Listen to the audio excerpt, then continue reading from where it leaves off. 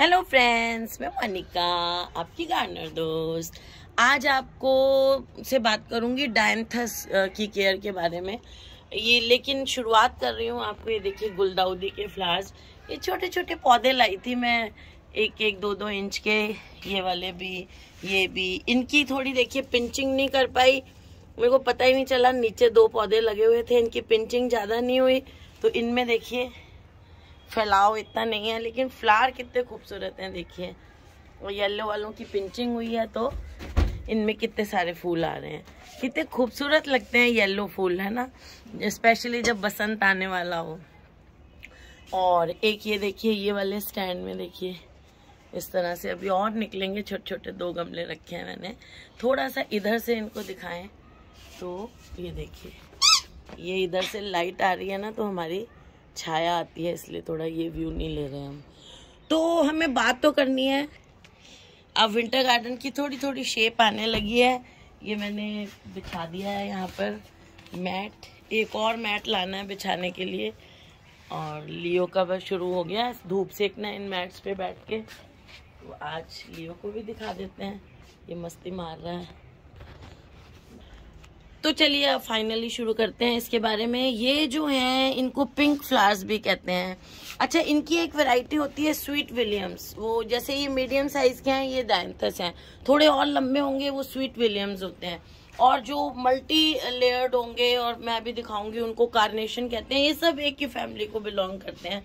और इनसे भी एक ड्वार्फ वाले होते हैं, वो छोटे छोटे होते हैं, बिल्कुल ज्यादा ऊंचे नहीं उठते हैं। तो देखिए, और देखिए ये जो है ना, जैसे पिटूनिया होते हैं ना, उनमें रीब्लूमिंग होती रहती है। पिटूनिया से कुछ कम रीब्लूमिंग, उतनी जो प्रोफ्यूज रीब्लूमिंग इनमें नहीं होती है, लेकिन इनमें भी रीब्लूमिंग होती है। पिटूनिया के बाद मुझे सबसे सुंदर फ्लावर्स यही लगते हैं अपने विंटर गार्डन में, आपको हर साल दिखाती हूँ। और इनमें खासियत क्या है, ये पिंक, रेड, हल्का सा ऑरेंज, व्हाइट, ये देखिए ये वाला ऐसा कलर जो है, इस कलर को क्या कहते हैं, सैल्मोन कलर कहते हैं शायद, वो वाला। अब आप सैल्मोन कह दो या सालमोन कह दो, सैल्मोन कलर कहते हैं इसको। इस कलर्स में ही मिलते हैं। और इनकी ब्यूटी देखिए फ्लावर्स की, 5 पेटल वाला फ्लावर होता है ये। देखिए इसमें 5 पेटल्स होती हैं, 1 2 3 4 एंड 5 पेटल्स वाला फ्लावर होता है ये। बीच में देखिए वो दिख रहे हैं इसके एंथर लोब्स, और देखिए ये दिख रहे हैं फिलामेंट। और इसकी खूबसूरती देखिए, ये जो इसकी मार्जिन है ना, ईच पेटल की जो इसकी मार्जिन है, वो इसकी खूबसूरती है। ये देखिए हर पेटल की मार्जिन कैसे, ये इसके एजेस होते हैं ना, इसके बाहर की तरफ के, ये आप उसको ये भी कह सकते हैं, या तो ये फ्रिल्ड कह सकते हैं, या जिगजैग कहना है इसको ज्यादा अच्छा है। इसके मार्जिन्स देखिए, ये बाहर वाले जो है ना, ये जिगजैग होते हैं, देखिए ऐसे। यही खूबसूरती है। और ये जो शेड आते हैं, ये इन पौधों की खूबसूरती होती है, इन फ्लावर्स की। तो ये जो है, ये इन्हीं खूबसूरती के लिए लगाए जाते हैं। इनमें हल्की हल्की खुशबू आती है, जैसे मसालों की। आप देखिए उसकी लौंग की और सिनेमन की, दालचीनी की जो मिक्स सी खुशबू होती है ना, आप सूंघेंगे तो हो सकता है हर वैरायटी में नहीं आती हो, लेकिन ज्यादातर वैरायटीज में हल्की सी स्पाइसी सी स्मेल आती है, फ्रेग्रेंस जिसको कहते हैं, वो फ्रेग्रेंस होती है। इसीलिए ये एक साथ जहाँ लगे हों, हल्की सी फ्रेग्रेंस आप पास में जाके सूंघेंगे तो आपको दिखेगी। उसके लिए ही ये उसके लिए तो नहीं कह सकते, ब्यूटी के लिए लगाए जाते हैं। देखिए कितने सुंदर लगते हैं। अभी मैंने ये जो पौधे लगाए थे ना, छोटे छोटे पौधे लगाए थे, 1-1 इंच के आए होंगे ये पौधे, और अब ये फैलना शुरू हो रहे हैं पौधे। 9-9 इंच के गमलों में मैंने 1-1 पौधा लगाया है, और धीरे धीरे अब ये फैलना शुरू हो रहा है। और इसमें आपको मैं एक खासियत बताती हूँ कि इसको आपको और ज्यादा फैलाना हो ना, तो इसमें एक काम कर सकते हैं। इसकी ये जो नीचे वाली ब्रांचेस है ना, ये वाली ब्रांच, ये ऐसे नीचे वाली ब्रांच है, इसको पकड़ के जो हमारी जूड़े वाली पिन आती है ना, जूड़े वाली पिन से ऐसे जमीन में लगा दें अगर हम ऐसे, तो यहाँ से जो इसके जो ये वाली जगह है ना, दिख रही है अच्छी तरह से, ये वाली जो जॉइंट है, जिसको नोड कहते हैं, ये वाली नोड। अगर हम इसको ऐसे जूड़ा पिन से इसको यहाँ पे फिक्स कर देना तो यहाँ से जड़ें निकल आएंगी और आपका पौधा ऐसे फैलता चला जाएगा, यूं ऐसे फैलता चला जाएगा। तो ये बहुत इजीली अगर इसको फैलाना हो आपको तो ऐसे करके, या तो ऐसे मिट्टी में टच करेंगे तो वापस आ जाएगी। इसलिए जूड़ा पिन जो आती है ना, जूड़ा पिन, ऐसे बॉबी पिन्स कहते हैं जूड़ा पिन को, उनसे इसको ऐसे ऐसे करके यूं लगा दें तो ये मिट्टी से टच आएंगी और आपका पौधा फैलता चला जाएगा। ये एज अ बॉर्डर बहुत लगाया जाता है पौधा, जमीन में लगाएं, क्यारियों में लगाएं, एज अ बॉर्डर बहुत अच्छा लगाया जाता है। क्यारी में लगाएं तो आगे ये लगा दें और पीछे ऊंचे ऊंचे पौधे मीडियम साइज के, उससे ऊपर बड़े पौधे। तो ऐसे क्यारी में ऐसे फर्स्ट लेयर में लगाने के लिए ये बहुत अच्छा पौधा होता है। अगर स्वीट विलियम्स लगाते हैं वो थोड़े लंबे होते हैं, तो वो थोड़ा सा इसके बाद फिर वो इससे थोड़े लंबे होते हैं डायंथस से। तो इस तरह से इनको लगाया जाता है। फ्लावर्स की और पत्तियों की, इनकी पत्तियां देखिए कितनी खूबसूरत होती हैं इसकी, ये देखिए लंबी लंबी सी, पॉइंटेड सी। तो ये इसकी खूबसूरती है। इसकी बात करी हमने। फिर हम बात करते हैं कि इसको आप अपने गार्डन में किस जगह लगाएं। इसको जो सन चाहिए ना, धूप चाहिए, इस पौधे को कम से कम 4 से 6 घंटे की धूप चाहिए। लेकिन वो जो धूप इसको 4 से 6 घंटे की चाहिए, सर्दियों की, जैसे हमारे सर्दियों में है, सर्दी की धूप चाहिए, हल्की ठंडी धूप चाहिए। बहुत ज्यादा हार्श सन जो है ना उसको नहीं ये बर्दाश्त करेगा। ठंडी धूप चाहिए इस पौधे को। अगर हार्श सन होगा ना तो आपके पौधे की ग्रोथ कम होगी, उसमें फ्लावर कम आएंगे, वो पीला पीला सा पड़ने लग जाएगा। तो आपको इसकी जैसे सर्दियों में होती है ठंडी धूप और 4 से 6 घंटे की धूप चाहिए। और सॉइल मिक्स जब इसका बनाना हो ना तो एक हिस्सा इसमें मिट्टी लें, एक हिस्सा इसमें रिवर सैंड मिला लें और 1.5 हिस्सा इसमें खाद लें।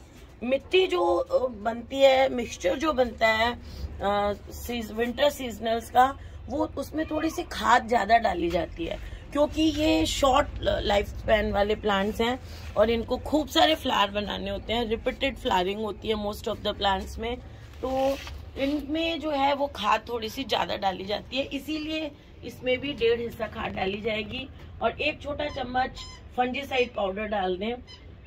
इसमें जो है ये जो प्लांट है इसको वेरी वेल ड्रेन, और फिर उसमें जो है ना साथ में जब इसकी डायंथस की स्पेशली जब आप तैयार कर रहे हैं मिट्टी, तो उसमें आप 1 छोटा चम्मच या आधा चम्मच आप कह लें चूना पाउडर जरूर मिलाएं। चौक पाउडर मिला दें या चूना पाउडर मिला दें, वो बहुत जरूरी है इसकी मिट्टी तैयार करने में, क्योंकि इसको एल्केलाइन स्लाइटली सॉइल चाहिए होती है। ज्यादातर पौधों को एसिडिक सॉइल चाहिए होती है, जो कि हम खाद मिलाते हैं ना, जो वर्मी कंपोस्ट या गोबर की खाद, उससे मिल जाती है। लेकिन अलाइसम को थोड़ी सी एल्केलाइन सॉइल चाहिए होती है। तो सॉरी, अलाइसम नहीं, डायंथस की बात कर रही हूँ। डायंथस को, अलाइसम को तो हल्के से एसिडिक ही चाहिए, न्यूट्रल भी चलेगी उसको। इसको थोड़ी सी एल्केलाइन सॉइल चाहिए होती है, जिससे कि इसलिए इसमें चौक डाला जाता है। अगर जो इसकी सॉइल एसिडिक हो गई, एल्केलाइन साइड पे नहीं हुई, तो आपके पौधे में फ्लावर नहीं आएंगे और आपका पौधा पीला पीला पड़ना शुरू हो जाएगा। क्योंकि नेचर का सिस्टम है पौधों में कि इनको, जिस पौधे को एल्केलाइन सॉइल चाहिए, उसकी सॉइल अगर एल्केलाइन होगी तभी उसकी जड़ें एल्केलाइन मीडियम में ही न्यूट्रिशन या खाद को एब्जॉर्ब कर सकती हैं। जिन पौधों को एसिडिक सॉइल चाहिए उनकी जड़ें एसिडिक मीडियम में ही खाने को एब्जॉर्ब कर सकती हैं। तो अगर उनको वो मीडियम नहीं मिलेगा तो वो जड़ें खाना एब्जॉर्ब नहीं करेंगी। खाना एब्जॉर्ब नहीं करेंगी तो ऊपर तक ये खाना जाएगा नहीं, पानी अच्छी तरह नहीं जाएगा, मतलब पौधे को न्यूट्रिशनल डेफिशिएंसी हो जाएगी। तो हमें पता चलता है कि इसकी सॉइल का पीएच जो है वो डिस्टर्ब हो गया है। तो इसलिए इसमें थोड़ा सा मिक्सचर बनाएंगे। तो बात यह है कि 6-9 इंच के गमले की अगर मैं बात करती हूँ तो इसमें 1 छोटा चम्मच आप या मीडियम चम्मच आप चूना पाउडर मिला दें, तो आपकी जो है सॉइल एल्केलाइन रहेगी और आपको पौधा अच्छे से फ्लावर देगा। ये सॉइल की बात हो गई। सनलाइट की मैंने आपको बात की, 4 से 6 घंटे चाहिए, लेकिन ठंडी धूप चाहिए पूरी फुल, और वो सर्दियों की ठंडी धूप चाहिए। एक चीज इसके बारे में बहुत स्पेशल है कि डायंथस जो है वो बायनियल प्लांट होता है, या कभी कभी पेरिनियल। कुछ वैरायटीज इसकी पेरिनियल भी होती हैं, हर वैरायटी पेरिनियल नहीं होती है, लेकिन इतनी वैरायटीज होती हैं इसका हमें पता ही नहीं चलता। बायनियल तो इसकी सारी वैरायटीज होती हैं। जैसे आपको डायंथस ने फ्लावर कर दिया गर्मी के मौसम में, ठीक सॉरी सर्दी के मौसम में, अभी ये फ्लावर इसमें आ रहे हैं, और जब इनमें फ्लावर आके चले जाएंगे तो ये इसको हम गर्मी में भी इस पौधे को बचा के रख सकते हैं। गर्मी में इसको कैसे बचा के रख सकते हैं? देखिए एक कलर इसका लियो की बॉल है, तो गर्मी में इसको ऐसे बचा के रख सकते हैं कि जब इसकी फ्लावरिंग आके चली जाएगी तो हम क्या करेंगे, दो तरीके हैं। एक तो हम फरवरी में क्या करेंगे, इसकी छोटी छोटी कटिंग्स ले लेंगे। मैं आपकी फरवरी में आपको इस पे वीडियो बना के दिखाऊंगी। छोटी छोटी कटिंग्स ले लेंगे, और जैसे हम कोलियस में करते हैं इसकी कटिंग लगा देंगे फरवरी में। तो वो कटिंग्स जो है वो सारा समर निकाल देंगी, हमारा ग्रो करेंगी सब है। और जैसे ही बारिश आएगी और फिर वही आ जाएगा अगस्त सितंबर अक्टूबर, फिर वो पौधा बन जाएगा उससे, उन कटिंग से। तो पूरा प्लांट रखेंगे अगर हम गर्मी में तो वो शायद नहीं चले, लेकिन इनकी कटिंग्स लगा लेंगे तो वो सारा समर चल सकती है। दूसरा तरीका क्या है कि आप सारे पौधे को, जैसे ये वाले पौधे पे मैं बात करूं, सारे पौधे को यहाँ से ऐसे काट दें और बस नीचे का इतना इतना रहने दें, और उसको छोड़ दें समर में, और उसको पानी देते रहें हफ्ते में एक बार, और ठंडी सी जगह में कहीं पौधों के बीच छुपा के रख दें जहां उसको हवा भी मिले। इस पौधे को एरिएशन मिलना बहुत जरूरी है। तो मैंने अभी जैसे कहा इसको दूसरे पौधों पे आ रही थी, तो इसमें एरिएशन भी चाहिए इसको, मतलब पौधों को ऐसी जगह रखें जहां हवा मिलती रहे।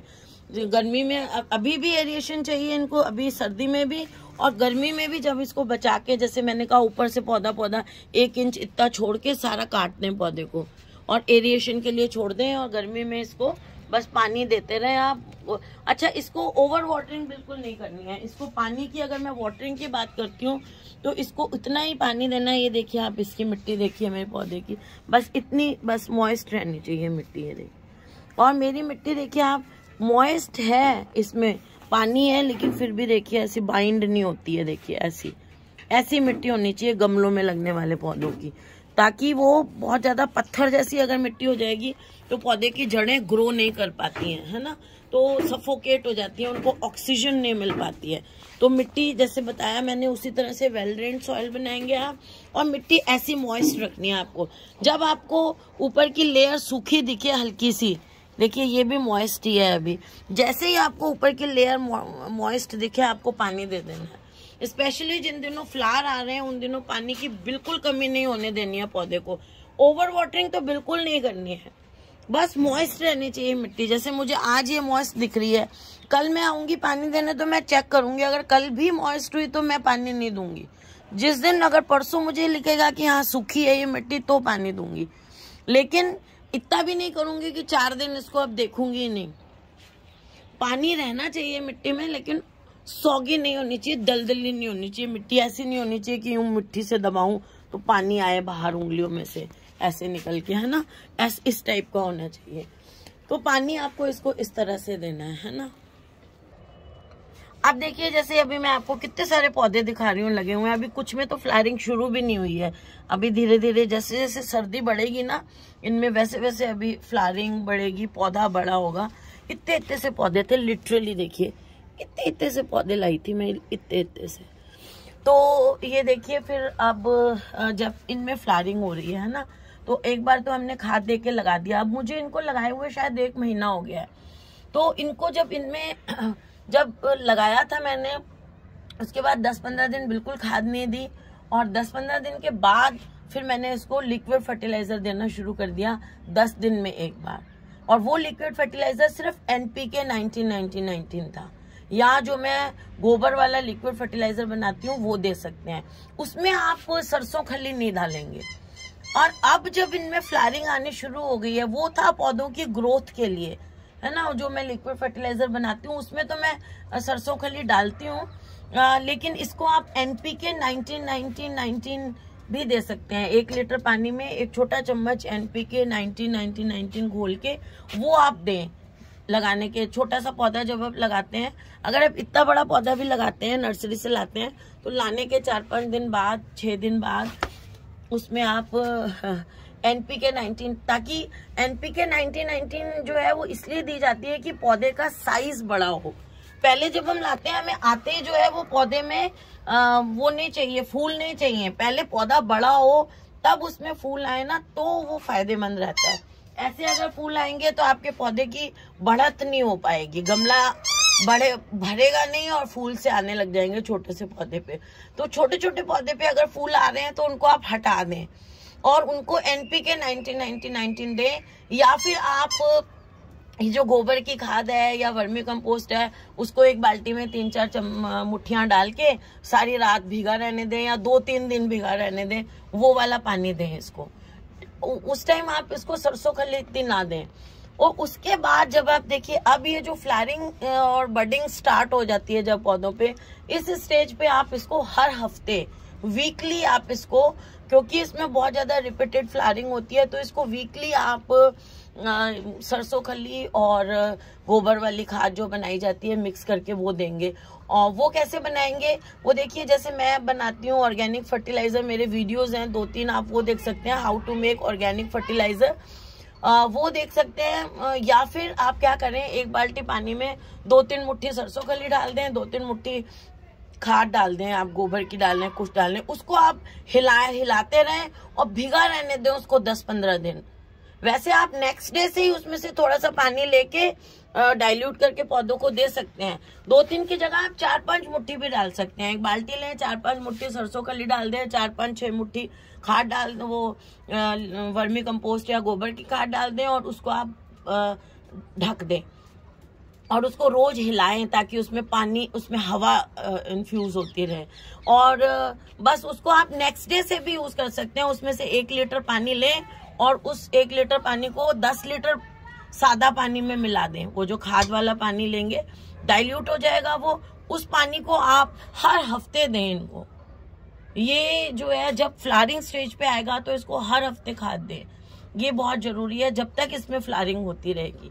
और नेक्स्ट चीज जो बहुत इम्पोर्टेंट है, वो भी, बाकी सारी बातें इम्पोर्टेंट होती हैं, ये देखिए ये वीड्स हो जाती हैं ऐसे, इनको भी हटाना बहुत जरूरी होता है। तो नेक्स्ट चीज क्या है कि जैसे जैसे इसमें फ्लावरिंग होती रहेगी, और ये देखिए ये जो है ना, ये इस तरह से ये जो फ्लावर्स स्पेंट होते रहते हैं, और दिखाती हूँ अभी मैं आपको। ये देखिए ये जो फ्लावर है ना, ये जो खिल चुका होता है, ये स्पेंट फ्लावर होता है ना, इसको आप यहाँ नीचे तक काटें। बिल्कुल बेस तक भी मैं काट देती हूँ, लेकिन मैं कहती हूँ आप यहाँ तक काटें। यहाँ तक आप काटेंगे ना तो ये, जैसे मैंने ये वाला काटा हुआ है, ये ऐसे, ये डंडी और ये पत्ती की जगह है ना, ये यहाँ से नई ब्रांच निकल जाएगी। ये डंडी और ये पत्ती के बीच की जगह है ना, ये वाली, यहाँ से नई ब्रांचेस निकलेंगी। तो आप बिल्कुल उसको ऊपर ऊपर से ऐसे नहीं काटेंगे, जैसे ये ऐसे नहीं काटेंगे, ऐसे नहीं काटना है आपको, नीचे से थोड़ी सी डंडी को नीचे से काटना है।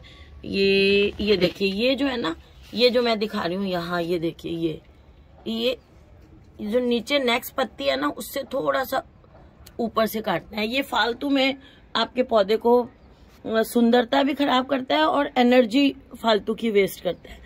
तो ये जो डेड हेडिंग है ना, ऐसे डेड फ्लावर्स को हटाने को कहते हैं डेड हेडिंग। डेड हेडिंग इसलिए कहा जाता है कि डेड फ्लावर्स को हटाना। ये देखिए ऐसे डेड फ्लावर्स को आप हटाते रहें, तो इस तरह से इसके डेड फ्लावर्स हटाते रहें ताकि जो बीज बनने शुरू नहीं हो। बीज बनने शुरू हो जाएंगे तो फ्लावर आने कम हो जाएंगे। इस पौधे की एक बहुत खास बात है, वीडियो बहुत लंबी हो गई लेकिन फिर भी मैं बताऊंगी कि ये जो पौधा है इसमें सेल्फ सीडिंग होती है। सेल्फ सीडिंग मतलब इसके जो अभी हमने सूखे फ्लावर आपको उतार के बताए, अगर हम उन सूखे फ्लावर्स को नहीं उतारते हैं तो उनमें बीज बन जाते हैं और वो बीज अपने आप जमीन में गिरने लग जाते हैं और छोटे छोटे बेबी प्लांट्स निकलने शुरू हो जाते हैं। तो हमारा पौधा, उन बेबी प्लांट्स हमें नहीं चाहिए, हमें तो यही जो पौधा है इसी में खूब सारे फ्लावर चाहिए। तो उनको अगर वो बेबी प्लांट्स बनने लग जाएंगे तो वो एनर्जी यूज कर लेंगे मिट्टी की, और बहुत सारे पौधे एक साथ हो जाते हैं ना तो उनकी ग्रोथ नहीं होती है कभी भी। एक पौधा देखिए ये है तो इसकी ग्रोथ होती है अच्छी, और फ्लावर आते हैं अच्छे अगर हम डेड फ्लावर्स को हटाते रहते हैं।